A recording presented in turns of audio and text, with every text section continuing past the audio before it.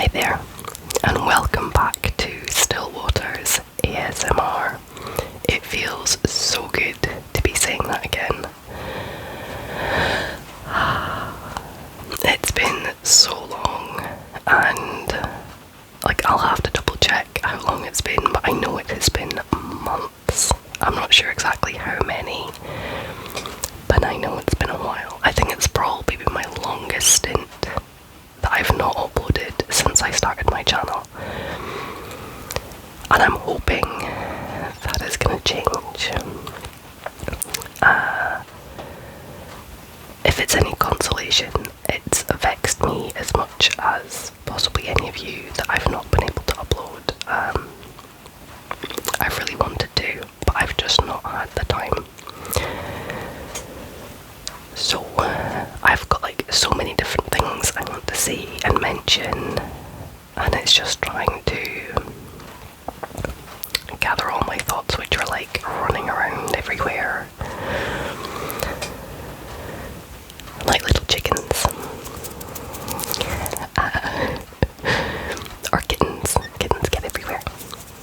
I love the phrase herding kittens because I've actually had to do that in my life. I used to foster kittens for cats protection, and they would just get everywhere, and you'd have to try and herd them back in, and just adorable but frustrating at the same time. And that's kind of been my life lately.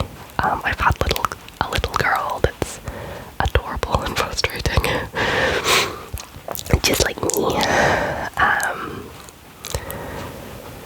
Alrighty, so where to start? Oh, first of all, a big, most important thing I want to say. First of all, thank you to every single one of my subscribers. Thank you to the ones who've hung around for months while I haven't been uploading anything new, who haven't gone delete, she's not doing anything. And thank you to everybody who has subscribed in this time when I've not been uploading anything. Thank you for your sort of trust in me that I will one day resume uploading. That's really appreciated, so thank you. And yeah, just thank you to everybody for the love, for the subscriptions, for the watching my videos, just for hanging out there, even when I've not been able to upload any new content. So that's something I really wanted to say, which is a huge thank you. Every month I get my stats from YouTube, which tells you your viewers and subscribers, and it always amazes me when I see my subscribers keep going up, even though I haven't uploaded any new content in months, and I really value and appreciate that. Because I appreciate there's plenty of other YouTubers who've been consistently uploading, and so I appreciate everybody who's hung in there with me. So that was important thing number one. So what has been happening with me? You probably all deserve a bit of an update as to where I've been while I've been AWOL. So I'm assuming people should know by the content on my channel that I had a baby girl. She just turned 11 months old. It blows my mind that in a month's time she'll be 1, and I'm just like, what? Where did that time go? Having a child is something that I wanted for a very long time. I'm currently 35. I have to think about that. I'm not actually sure. It keeps changing. I can never keep track. And I wanted to start a family when I was about 25. So she's been a long time wanted. Life circumstances didn't work out until recently. So a year ago, almost, I gave birth to a beautiful baby girl, and my life has changed forever. I'm just currently recovering from a cold, so I'm a bit congested sounding, that's why. And I discovered that the days of getting to lie in bed and feel sorry for yourself are long gone. When she's like waking you up at like 6 in the morning by like beating you in the face with like a teddy or something. And it's like, no, I'm trying to sleep. Yeah, so in the early days when she was really little, I was still able to record because she would go down for naps. And I could like put her down for a nap. And she would sleep beautifully for like a decent amount of time, and I could come away and I could do videos. And also I was on maternity leave, so I wasn't getting paid to do any work, so I didn't have to do any work. And I kind of gave myself 6 months off having to worry too much about things like housework and anything else, that like any responsibilities in life. So when she went down for naps, I was able to get like the odd video recorded. Well, I'm not even sure at what point it switched. It would have been about when I stopped recording videos. She stopped going down for naps and insisted upon me sitting and like holding her when she had naps, because like if I put her down, she'd sleep for like 20 minutes, then she'd wake up and be really cranky because she hadn't slept enough. I think it was about the 6-month mark, because it was about the same time we started to introduce food. And then she'd be tired, and then because she was tired she wouldn't eat properly, and I was trying to cut back on her milk, so it was like getting really stressful. So I just decided that I just sit and hold her at nap times, and if I sit and hold her, she'll sleep for like an hour and a half, 2 hours, like twice a day. And it's like, and when she's had her nap, she is such a delightful child to be around. So I just cut my losses, and I just accepted that when she needs a nap, then I can't get anything else done. So I kind of lost the time that I was doing my videos. I then had a neighbour started to look after her. This was a few months back. A neighbour started to look after her for like a couple hours a week. And I got really excited thinking, oh, I'm going to get back into my studies, because I'm trying to study to become an accountant. And I was thinking, perfect, I'll get back into my studies, I can do lots of those study with me videos, it'll be great. But at the same time, I inadvertently ended up out with a job, which wasn't really planned. Here in the UK, you get paid maternity leave up to 9 months standard. And then if you want to take a full year off work, then your last 3 months are unpaid, unless you have a really good contract with your employer. Now, I'm not able to go back to the 2 jobs I had before I fell. Before I fell ill, before I fell pregnant. Just because childcare where I live is really limited, and so I'm not able to go back to those jobs. And like they didn't pay enough to make it worthwhile, almost. So I've completely lost my train of thought there entirely. Just gone. There's a seagull outside. It's a Shetland equivalent to squirrel.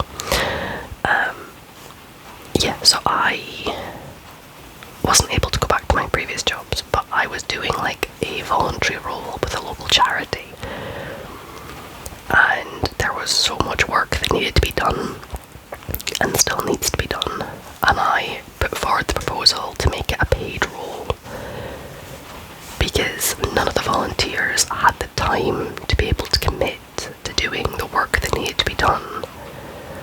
So I said, look, if you pay me to do this, I mean, I'm getting paid like just above minimum wage, I'm not taking a lot of money for the job.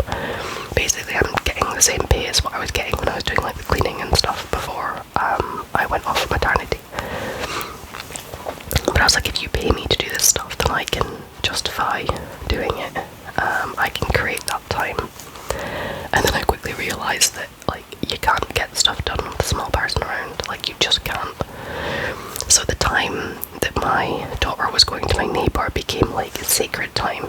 It was like a few hours a week I could actually get things done. And was like, I had to be getting work done, which means using my laptop, which is horribly noisy, which doesn't make good ASMR.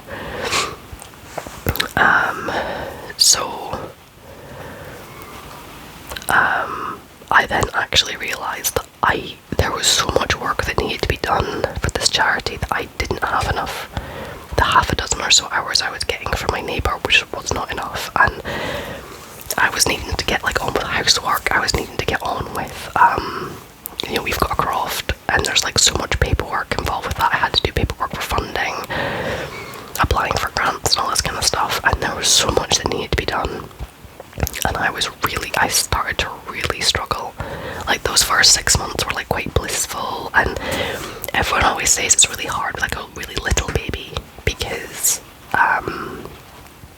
it's like really hard. But in my mind, I had prepared mentally for the little baby phase, and I was like, I found the first like 6 months really quite easy because I'd mentally given myself time off. I'd given myself an allowance just to look after the little child, and that's all I had to do.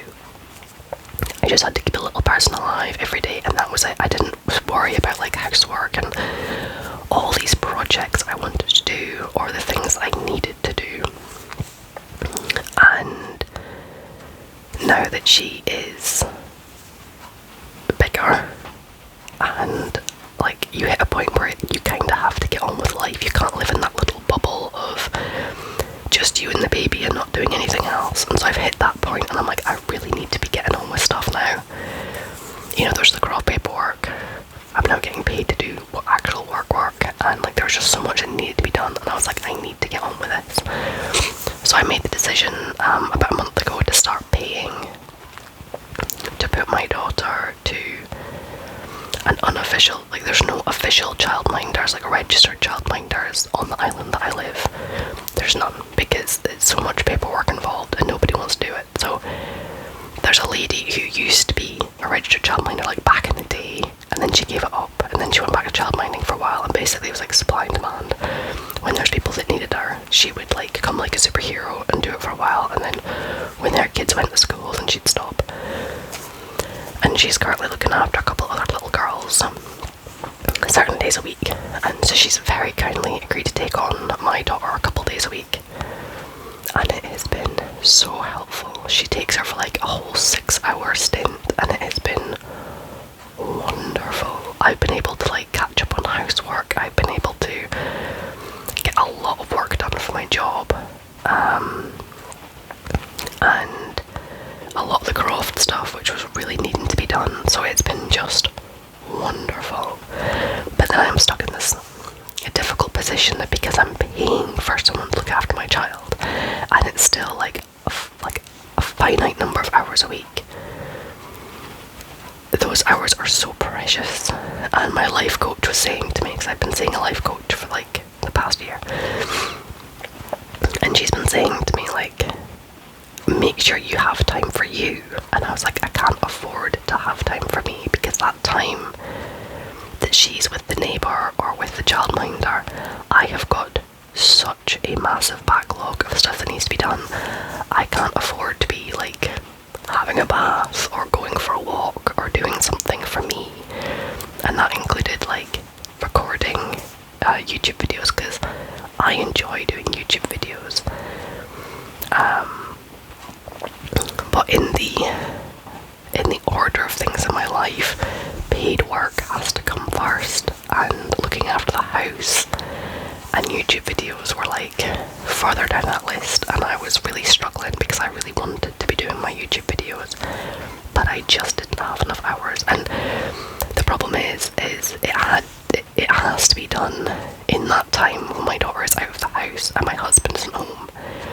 Because the way our house is laid out, if my husband is home, we have a tiny little house. I can't do a YouTube video with him at home because he'd be making too much background noise. So it's not like I could do them after she's gone to bed at night or something like that. So it's made it really difficult and really challenging, and I've been itching. I have got so many video ideas. I've been itching to get back to you all and my channel, but life just wasn't working out that way. But now also another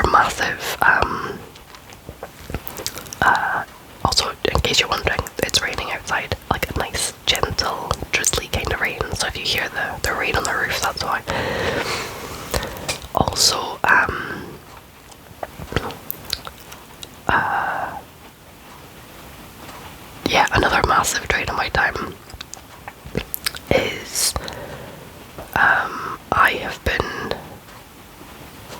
exclusively feeding my daughter breast milk, but we weren't, like straight from the boob wasn't working for us, so I've been like expressing and then feeding her in a bowl, and that takes hours every day, and it's like so time consuming.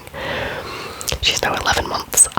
The other day I checked and realised I have got a stash in the freezer that will last the last month until she turns 1, and then she can switch to cow's milk. So she can basically go from birth right through to being able to move to cow's milk without ever once having to touch formula. And that was like really important to me because I've got Crohn's disease and I've got rubbish genetics, which I probably passed on to her, and there is a possibility that formula can like trigger autoimmune diseases or allergies if they're already present there genetically. They don't cause it, but they can sort of set it off if you already have the predisposition. And again, it's nothing like proven, but there's like a suggestion they might. So I thought, well, if I've given her my rubbish genetics, the least I can do is do something like this, which I have control over. You know, there's so many other things that set them off, like stress and things that I can't control. I can't keep stress out of her life, you know, that's not possible. But this is something I can control. So it's been really, like, again, the first 6 months was fine. But since then I've been wanting to get on with things, and like I get up in the morning and like if my husband would want to go work with sheep or something, and I'd be like, yeah, let's go, and I'm like, oh wait, no, I have to express first, and it's like an hour later. And then at night I'm knackered, I just want to go to bed, and I'm like, oh wait, no, I have to express first, and it's like an hour later before I can go to bed. And I am so happy to be finally finished with that. It is wonderful. Yeah, I'm really proud of myself for sticking in there. It's been really, really hard, but I am so relieved that it's done. So yeah, hooray for freezers. Yeah, so that's basically that's reclaimed like several hours of my day now, and that's wonderful.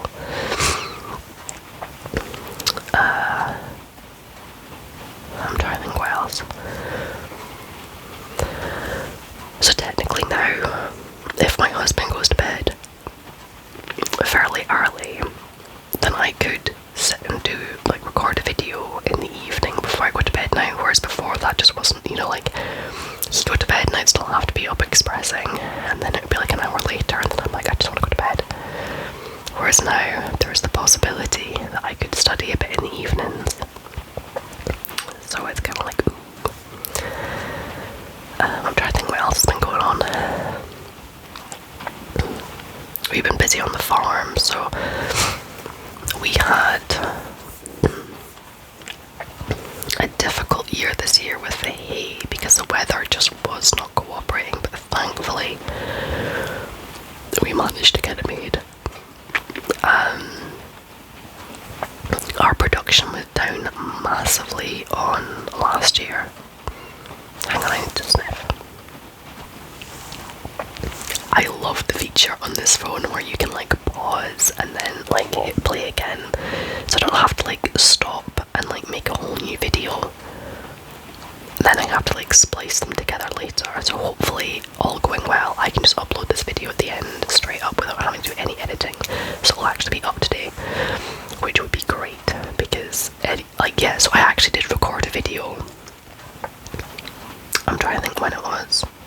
It was like a few months back, I think. I recorded this beautiful long video, but it needed to be edited, and so I never got the time and the chance to sit and edit it. So I don't even it's on my computer somewhere, and I don't think it's ever going to see the light of day because I don't have time to edit anything right now. I record, you know, if I get the chance to record, it'll be just going straight up. I'm not going to be sitting editing because I don't have time.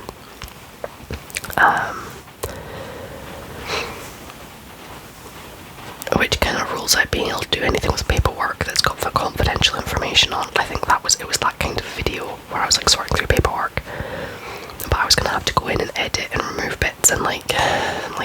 screen and everything, and I'm like, I just don't have the time for that.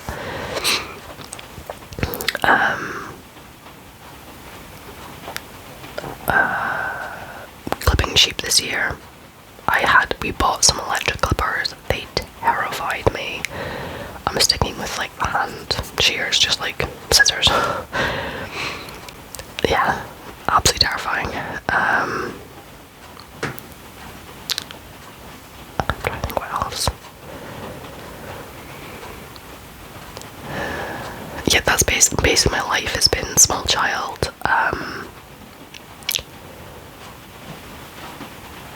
Sheep. Next week, well, this coming weekend, we are putting our boy lambs to the sales. So they'll be going off to be lamb chops. We're keeping one back because he's really tiny, and if we put him in with the rest, he'll bring the price down, because they cannot do it based on sort of size of the lamb, and he's so tiny he'll bring like the price of all the rest of them down. So we're gonna keep him, and he'll go in our freezer at some point in the future. We still have quite a lot of, well, we have mutton in our freezer. We don't usually tend to have lamb. He'll be mutton by the time we eat him. So he'll basically, he's gonna have the best life out of all of them, because he'll get to just live his best life up on the hill until he's ready to go in the freezer. Well, I mean, the other ones, they've lived their best lives too, so they've had a pretty good run of it.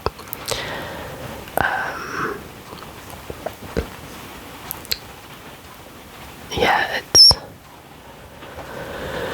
we're just growing our flock, and like there's so much thought to go into like what you're crossing with what, because we've got some Shetland sheep, we've got like our Cheviot Shetland cross yows are getting a bit old now and they need to be replaced. The Muse a Texel ram, but you would never put a Texel ram to Shetland sheep first time round because of the size difference. You wouldn't want the first birth to be really big lambs. There's so much stuff to take into account. And you have to be careful with nutrition. That's a good point actually. We're supposed to be feeding up the ram, ready for him going and doing his job. We'll need to be feeding him up, but you have to make sure you give them the right feed, the right balance of minerals and stuff.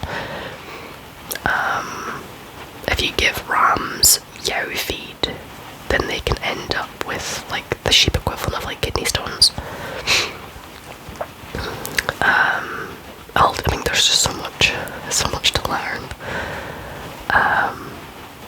And it's been, I've loved it. I absolutely love, like, if my husband will be like, I'm just going to go out and move some sheep, I'm like, let me come too, I want to come too. Like, it's like, if there's ever work to be done with the sheep and you don't know if I want to become and be involved, the answer is yes I do.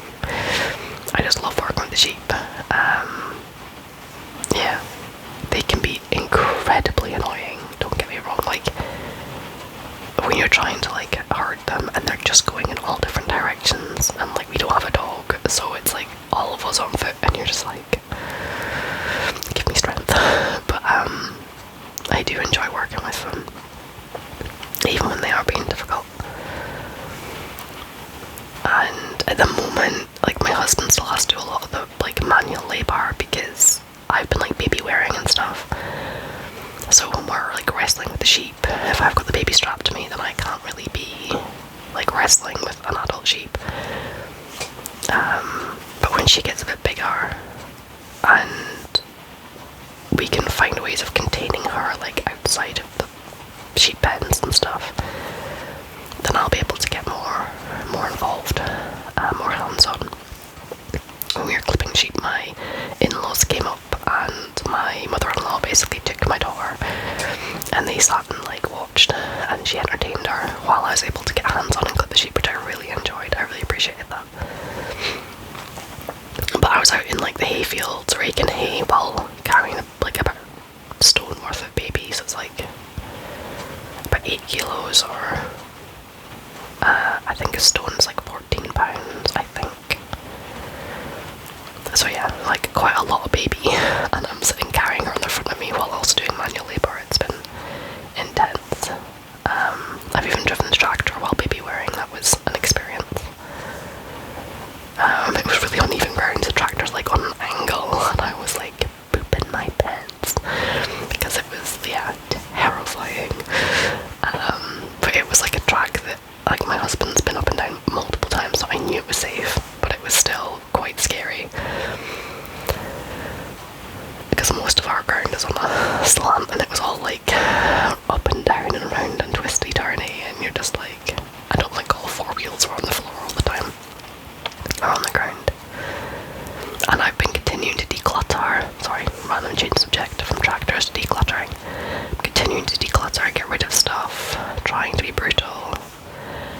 one thing that bugs me.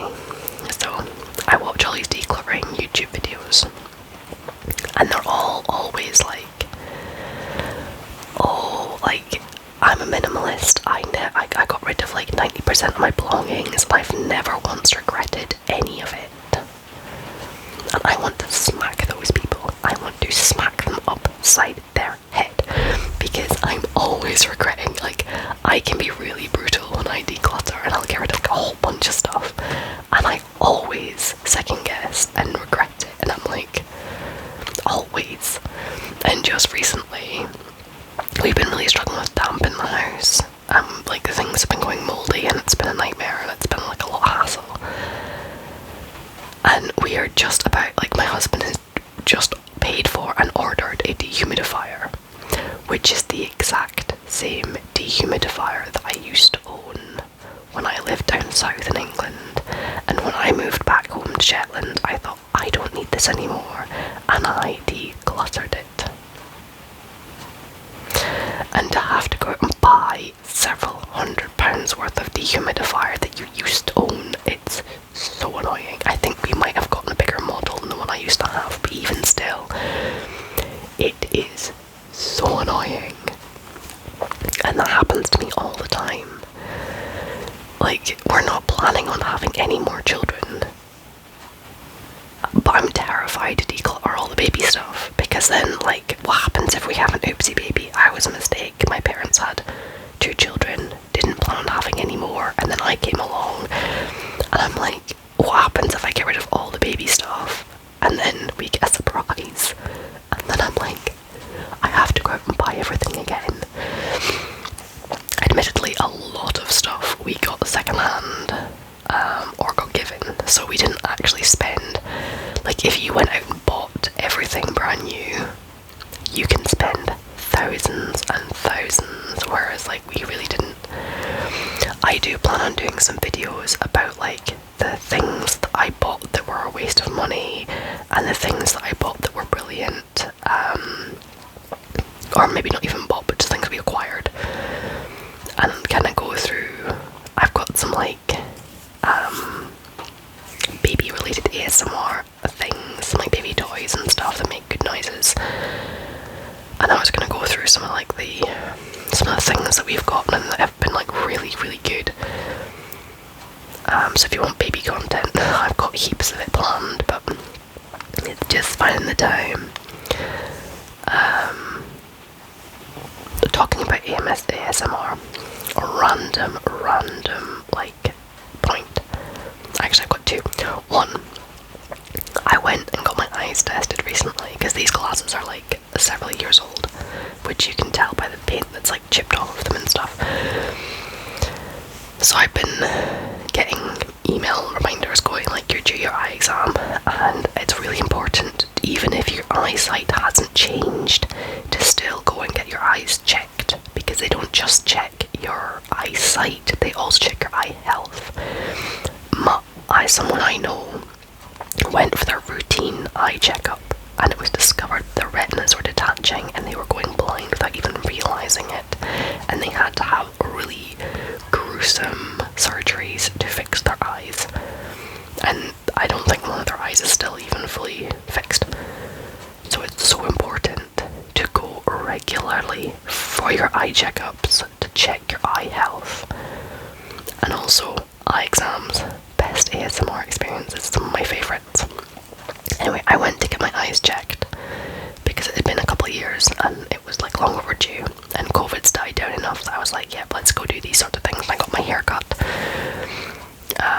I've washed it and brushed it and everything. I've had a shower. I did end up with Mega Bloks in the shower with me, because that's what happens when you have a small child. But I got to have a wash. It was great. Because my hair was like crazy long, was the longest ever been, so I like got it chopped. Anyway, getting completely distracted. Eye exam. I was so looking forward to going and having an eye exam. Shout out to SRP, I think he's SRP ASMR. He's like an optician, I think, and he does amazing eye exam type, because he's got all the kit. I love his channel. Like, if I lived local to him, I would be like totally being like, can I come and get my eyes checked by you? So I was so looking forward to go and get my eyes checked, but because my eyes haven't changed much, or they haven't changed at all, you know, the best bit when they put those glasses on you and they put the lenses in and go, which one's better, one or two? It was like a couple per eye confirmed that my eyesight hasn't changed, and that was it for the, you know, one or two thing. I was devastated. I was looking forward to that so much, but because my eyesight hasn't changed, there really wasn't much for them to do, and I was like, oh. I mean, it's good that my eyesight hasn't gotten worse, and I don't have to buy new glasses, because that costs like hundreds of pounds, but it's still like, I almost feel cheated. I mean, eye appointments up here in Scotland are free on the NHS, so it's not like I had to pay anything for it, but it was still like, oh, I was really looking forward to getting my eyes checked. So, oh, the other thing I was going to mention, Poirot. Now, ASMR sound effects. I've been watching a lot of Agatha Christie's Poirot, like the TV show of Agatha Christie's books based on Poirot, with David Suchet acting. And the sound effects they use for footsteps walking is wonderful. It's like, because like Poirot's old school, he didn't wear like trainers, he had like proper shoes that make a certain kind of noise when he walks, and oh, it's just divine. I love bits in the TV show where like nobody's talking, they're just like walking somewhere, and I'm like, so yeah, that's some good ASMR I've experienced recently. I'm trying to think of any other real life ASMR that's been happening. Sometimes I get it sitting watching my daughter, but then she's very rough, so she's usually banging things really hard.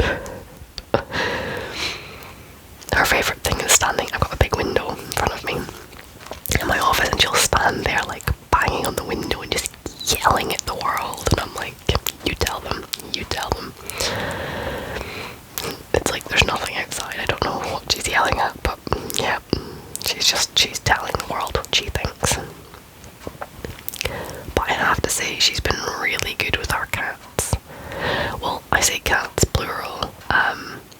I have two cats. They're sisters. They are rescues. They were like part of a feral colony down in England. They were trapped as 4-month-old kittens, and their mother was so wild she was just neutered and put back out where they found her, because like there was no way that she was going to be rehomed as a pet. So she was just neutered so she couldn't keep reproducing and just turned back out into the wild. But my two girls, so they were trapped at 4 months old, and I adopted them at 8 months old, and they spent like the 4 months in between in a shelter. And while they've tamed up a lot, like, so I've got a fluffy cat and a short-haired cat. The fluffy cat, she wants generally nothing to do with people. Like, well, she's opinionated. Like, there will be times that she'll come to the front door, and like in the morning she wants out, and so in the morning I let her out, and there'll be times she'll come to the door and squeak, because she doesn't meow properly, she kind of squeaks, and she'll demand that you come and speak to her and acknowledge her existence. And once you've done that, she's like, okay, I'm good, and she'll just trot off again, and you're like, what was that about? She doesn't want in, she just wants you to acknowledge her. And she refuses to come in at night until the little one's gone to bed. And then she'll come in, and then she'll want to sit on your lap, and she's quite an affectionate lap cat when she wants to be on her terms. But she wants nothing to do with the child. She wants, when people come to visit, she wants nothing to do with visitors. She does not like strange people. definitely does not like children. She's very opinionated, knows exactly what she wants and what she doesn't, and I love her to bits. She's hilarious. The other one is quite a nervous little thing. Desperately wants to be your friend, but is like really scared. So she's the one who might come and check out when people come to visit. She'll come and check them out, but she'll usually skirt like just out of arm reach kind of thing. She has taken to letting my daughter pet her, which I just cannot believe, because like, so when I rescued them, she would just cower in the corner and try and desperately avoid any human contact.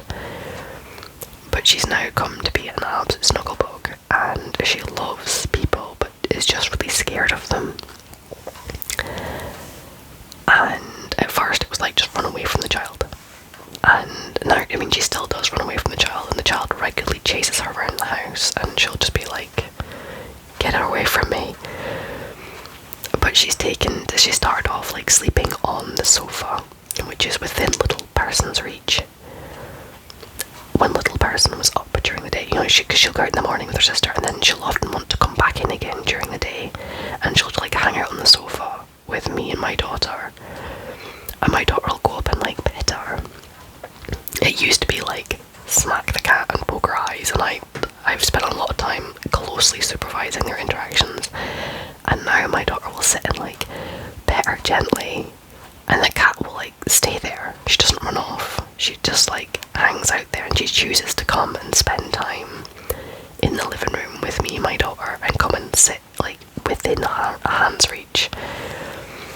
And this last week she went so far as to, me and my daughter were on the floor playing, and the cat came and lay down in the midst of all the baby related chaos of toys strewn everywhere, and came and lay down on the floor with us and let my daughter like pet her and stuff. And I'm like, it's not just she's tolerating her, she's actively seeking out my daughter to come and like speak to, and it blows my mind because I never thought I would see the day. And I'm so proud of both of them, because my daughter can be really rough, and I'm really proud of her for petting the cat gently, and the cat for putting up with her, because like, she gets really excited and like shrieks in the cat's face, and you're like, no, nobody likes being screamed in the face. But she's learning, and I mean, obviously I think my baby's like the best baby in the world because she's mine. She's wonderfully clever and just wonderful and amazing, but she's also an absolute poop, and I tell her that on a daily basis. Like, I alternate between telling her she's the best baby in the world and that she's wonderful and amazing, and also telling her that she's a little poop. Because my goodness, like, I was like having a shower, like just before, like, yeah, I washed my hair, and I had like mega blocks in the bathtub with me. The other day I had a sock in the bathtub with me while I was trying to take a shower. She's put things in the bin that weren't supposed to go in the bin. She's taken things out of the bin that were supposed to be in the bin. She's always eating paper. She has a thing about paper, always trying to eat it. I think she's maybe part goat. And just my husband refers to her as a terrorist, and I joke that I don't negotiate with terrorists, I just take her to bed with me. Because like, it's really funny, like before I had a child I had really clear ideas of how I was going to parent and how it was going to be, and my husband used to just laugh because it's like the second time round for him having kids, and he would just sit and laugh, and he's like, okay, yeah, I hear you. And my daughter at 6 months was going to go and be sleeping in her own bed in her own room. No, at almost a year old, she spends every night she ends up in bed with me. Sometimes, like, I always put her down in her own bed, and sometimes she'll sleep in her own bed until maybe like 4 in the morning before she wakes up and I bring her into bed with us. Like last night, she woke up as we were going to bed, so she went to bed about like, 8, 9, and then we were going to bed about 11, and she woke up. And I just took her to bed with me then, because I just couldn't be bothered trying to put her back down in her own bed, and I'm like, just come with us, because she sleeps so much better in beside me, which just, I'm like, okay. And I had all these ideas of how I was going to do it, and it's like, so many of them have gone by the wayside. I'm like, oh well.